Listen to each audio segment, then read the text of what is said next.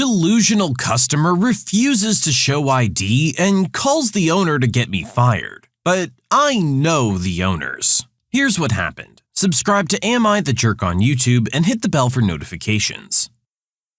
So my stepdad has been the manager at the only bar, which happens to have a restaurant attached, in the county for the last 15 years. The owners are a group of 3 brothers, who also own several other businesses in our county. As a teen, I babysat the owner's kids. I had my first job washing dishes at the bar, and I eventually ended up married to one of the brothers' stepsons. Safe to say my family and the owner's family are pretty enmeshed, but because they own so many businesses around here, everyone knows the brothers. All the locals anyway. Tourists and travelers are a whole other kettle of fish. This story happened a few days before Christmas. I was covering behind the bar because it was crazy busy with holiday travelers and they needed some help. Jerk shows up in all his jerk glory, complaining about the highways getting closed down on account of the storm. I'm pulling beers for the brothers and their wives, and my bar back was running drinks, so Jerk had to wait a few minutes. After dropping the beers off and grabbing limes for my mother-in-law, I hurry back behind the bar to grab Jerk's order before refilling drinks for the rest of the bar. The conversation goes as follows.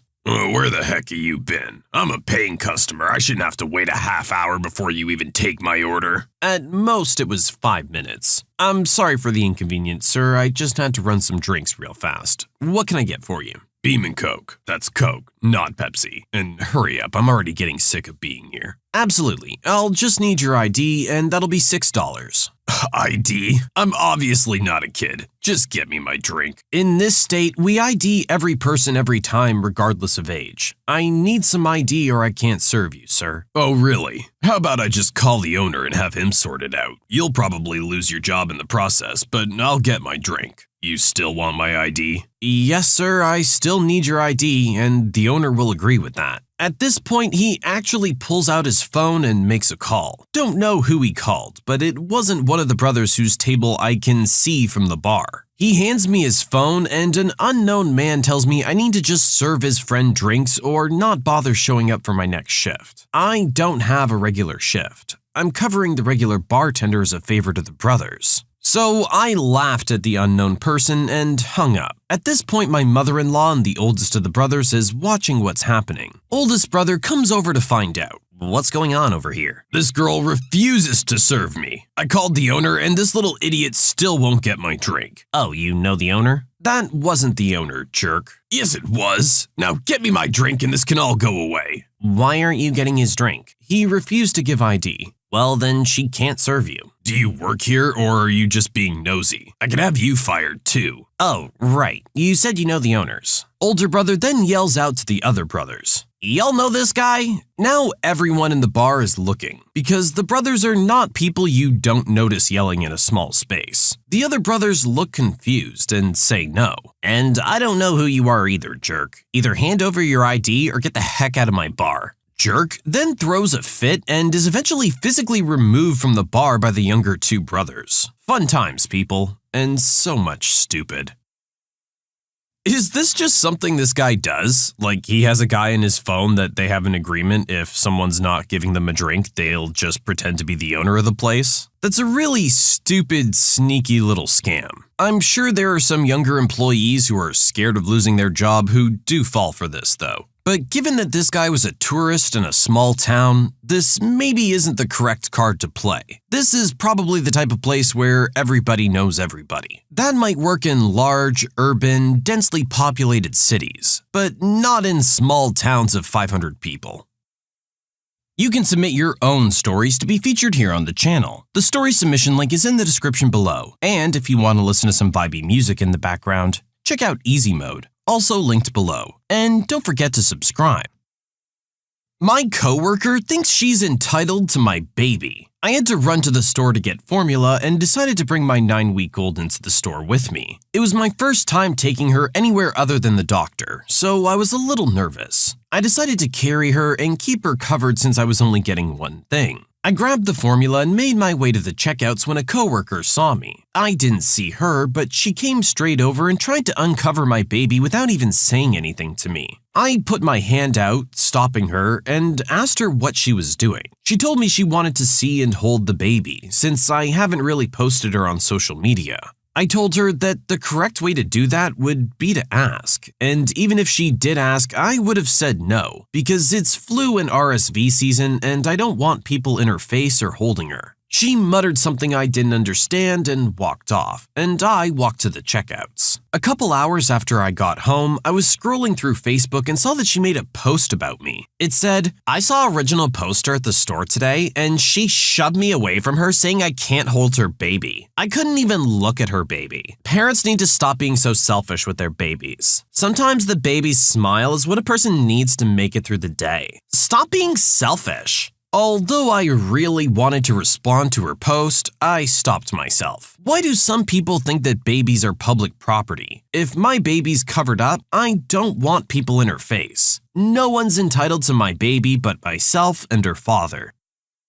I completely agree with our original poster that their coworker was out of line. You say something, you ask, you don't just shove your face in there. That being said, I know new parents can be overly protective of a baby, but that's no reason to call them out on social media and make up lies and exaggerate the situation, especially about someone that you actually work with and are friends with on that platform. You know they're gonna see it, and you know they know you're exaggerating what happened. Not entirely sure what your goal is here.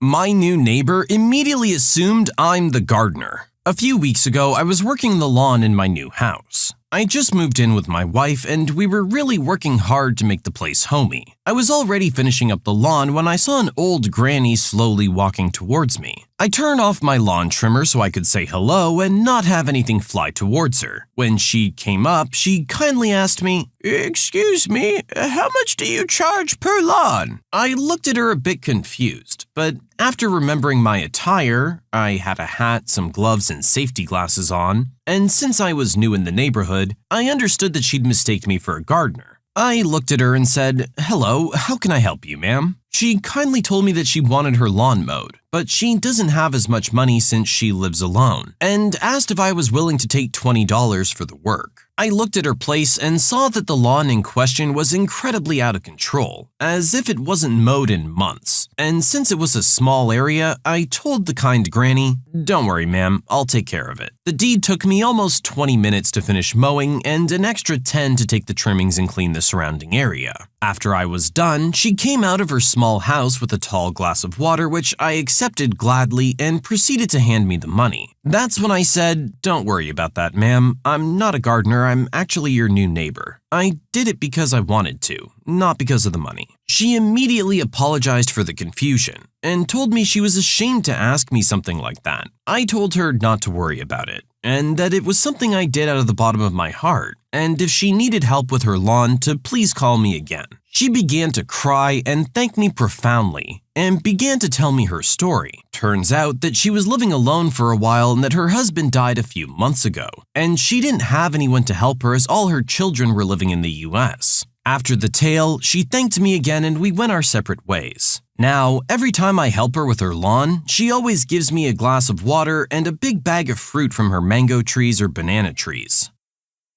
We have to protect this man at all costs. Honestly, we need more people like this in the world. This could have gone another way if he had chosen to take offense to her assuming he was a gardener and gotten confrontational instead. But our original poster understood that it was ignorance, not arrogance. You're a new person in the neighborhood and they see you cleaning the lawn. They made an assumption. But by not assuming the worst in people, our original poster managed to help someone who really needed help and make a friend as well. I like that we throw in a nice wholesome one every now and then.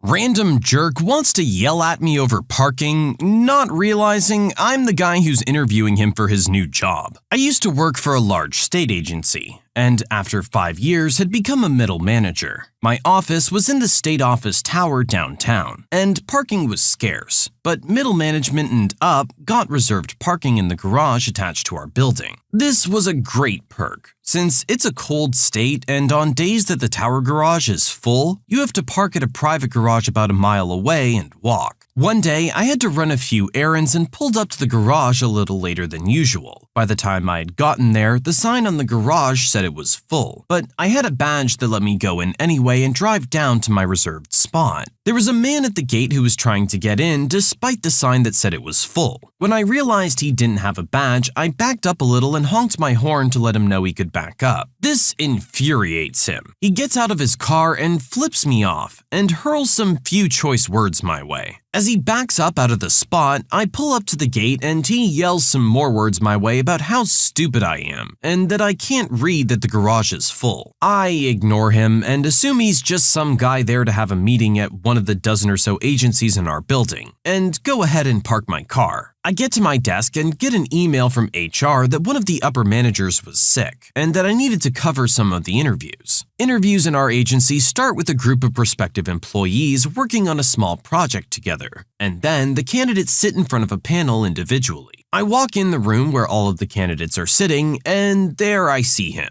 parking jerk. I was in my car, so he didn't get a great look at me, but I knew exactly who it was. The candidates introduce themselves and get to work on their small project. Parking Jerk was trying to control the entire process, but they successfully completed the project as a team. The panel then asks the candidates to go sit in the hall while we discuss, and we would call them in individually when we were ready. Once they were all out of the room, I giddily told my coworkers about my interaction with Parking Jerk, and they die laughing. We call him in first and begin asking him basic employment questions. He's otherwise a strong candidate but was very full of himself. The rest of the panel goes first. Finally, it's my turn. Tell me, how do you react to stress? I handle it just fine. I'm a very level-headed person. Come on, everyone gets a little flustered at some point. Not me. Cool as a cucumber. So you never do anything like get out of your car and yell at a stranger? Silence. Or call them names and tell them to learn how to effing read? The blood drains from his face. Do you realize this job puts you in front of the media frequently, and someone is always watching? Do you realize that if you were to work here, your actions would reflect on not just you, but they would reflect on your director, the department as a whole, and state government? Do you think that if you were in my position, you would hire someone who behaved as rudely as you did? He hangs his head in shame. I think I may not be cut out for this position. That doesn't necessarily mean you're a bad person, but you may not be ready for this job. He was deflated. I really think that this was the first time someone had held him accountable for his actions. He did not get that job, but a few years later I saw him working for another agency, and by all accounts, he sounds like he had learned.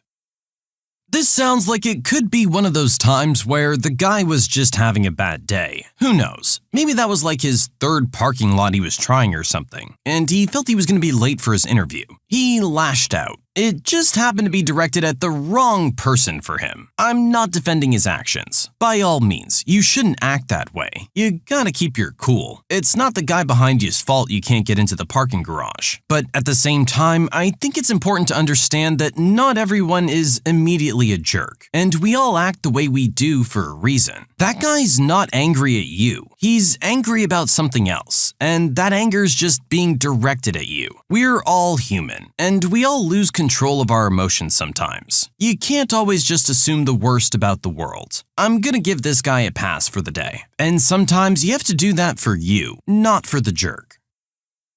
My father abused me and kicked me out of my home, so I took everything. I'm not gonna drag this out too long. I'm gonna try and get right to the point. My father is very religious to the point where we couldn't do anything that would be considered normal. Christmas, dating, nothing. I didn't hate my dad by any means. He taught me a lot. However, he was very abusive. As a black man, he seemed to think that the only way to discipline a child was to knock that sense into them. He would constantly get angry at minor things and punch my brother in the soft part of his stomach. I suppose we both just normalized that abuse, and as I got older, I learned to not take the punches and actually block. The first time I did it, it shocked my dad. It was so satisfying not to cry when my dad hit me, and just look at him with this blank expression. Doing this definitely made him more angry, as he would try to make me cry. I feel like it gave him some sick satisfaction. You'd think all of this would make me hate him. Nope. My idiotic self just didn't seem to register how bad this was. I tried to justify it as him teaching me a lesson, but eventually the last straw would come. I was 16 at the time, and my father gave me this ultimatum: continue school or get a job and pay the majority of the bills. He wasn't working at the time, and I hated school. While my grades were average to high, I just didn't want to be a part of that environment anymore. Our overall bill was about £1,300, and I'd have to give £600 of my paycheck with my brother paying the other half. I decided to just go with it and look for a job. Now, a week into my job search, my father started shouting at me, saying I was taking way too long. Keep in mind, when my brother left school, he gave him over 2 months to find something. He ended up putting me in front of a computer and made me apply to things all day and night. I ended up going to bed at 6 a.m. the next morning. I got so desperate, I applied for McDonald's, and within a day got the job. Unfortunately, it was one of the worst experiences of my life. A lot of inappropriate touching and horrible acquaintances. Anyway, a year into working, a new girl joined the team. And as cliche as it sounds, I fell for her instantly. I went out of my comfort zone and just decided to flirt with her. By the end of the day, we were dating. It was amazing. Obviously, I couldn't tell my dad about this, so we hid it for another year as we dated. Within that time, we ended up sleeping together. Sleeping together before marriage would be a big no-no. My father later found out. Now, this part is pretty invasive, but he had connected to my WhatsApp messages and was reading them on his laptop while I slept. I believe he actually opened my phone while I slept using my thumb recognition. I was chewed out the next morning and told to break up with her, with him calling her names and saying that she didn't really love me. He then told me to get out of the house and never come back. I'll give some context for this. My dad likes to use this line when we're in trouble. He'll make us go outside our flat and then a minute later call us back inside. He had never really gotten to that point with me, but my brother experienced it all the time. I always told him that if our father ever did that to me, I'd just leave. So, as you can imagine, I left. I walked for hours while my dad was blowing up my phone to come home. If you thought this was because he cared and wanted me to be safe, you'd be wrong. He would later send texts telling me not to tell anyone what was happening, that it's none of their business and I'm not going to ruin his reputation.